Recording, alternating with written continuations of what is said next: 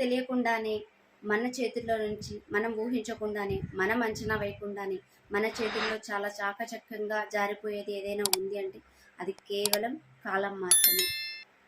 కాలం చాలా విలువైందని మనకు తెలుసు, కానీ ఆ కాలాన్నే మనం వేస్ట్ చేసుకుంటూ బ్రతుకుతున్నాం ప్రజెంట్ ఉన్న సిచ్యువేషన్లో. అన్నిటికంటే విలువైందని కూడా మనకు తెలుసు.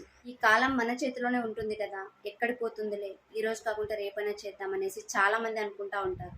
కానీ most costly thing we miss, most costly thing we have is our time. చాలా చాలా ఇంపార్టెంట్, చాలా విలువైంది. దీన్ని దేనితో పోల్చలేము.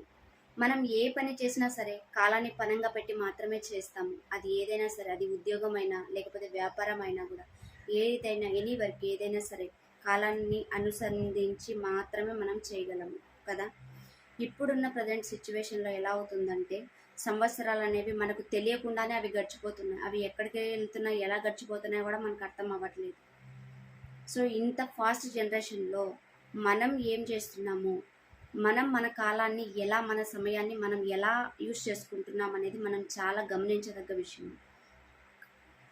చాలామంది అనుకుంటారు ఈరోజు కాకపోతే రేపు చేద్దాంలే, ఒక టార్గెట్ అనేది పెట్టుకొని ఉంటారు. ఆ టార్గెట్ అనేది ఈరోజు కాకపోతే రేపు చేద్దాంలే, మనకి ఇంకా ఉన్నాయిలే, మనకి ఇంకా చాలా డేస్ ఉన్నాయి, వాటిలో చేద్దాము అనేసి చాలామంది అనుకుంటారు. ఫర్ ఎగ్జాంపుల్, ఇలా ఇలా గడిచిపోతా టైం అనేది మీకు సర్టన్ ఏజ్ అంటే ఒక 50 ఏజ్ 60 ఏజ్ వచ్చిందనుకోండి. ఆ 50-60 ఏజ్లో అప్పుడు మీరు పెన్షన్ తీసుకునే టైం వస్తుంది కదా. ఆ పెన్షన్ తీసుకునే టైంలో ఒక్కసారి వెనక్కి తిరిగి నేను ఏం సాధించినానరా, నా లైఫ్ ఏంట్రా అనేసి మనం ఆలోచించి వెనక్కి తిరిగి చూసుకుంటే మన లైఫ్ ఏముంటుంది చెప్పండి? ఒక్కసారి ఏముంటుంది? జీరో ఉంటుంది కదా. సో అలాగే ఏదైనా సరే అప్పుడు అనుకుంటాము ఏంటంటే నేను బాగా మంచిగా నా లైఫ్ని యూజ్ చేసుకుంటే బాగుండేది, ఒక జాబ్ సంపాదించుంటే బాగుండేది, లేకపోతే కొంచెం మనీ సంపాదించుంటే బాగుండేది, లేకపోతే నాకంటూ ఒక ఇమేజ్ నేను సొసైటీలో క్రియేట్ చేసుకున్నట్టే బాగుండేది అనేసి చాలామంది అప్పుడు ఫీల్ అయ్యి రిగ్రెట్ అవుతూ ఉంటారు. సో అలా కాకుండా మనం ఇప్పటి నుంచి మన టైం ఏదైతే ఉందో మన టైంని మనం యూజ్ చేసుకొని దానికి అనుసంధానంగా మనము ఆ టైంతో మనము పోరాడాలన్నమాట. టైంకి మనకి పోటీ పెట్టుకొని ఆ టైంతో పోటీ పడాలి.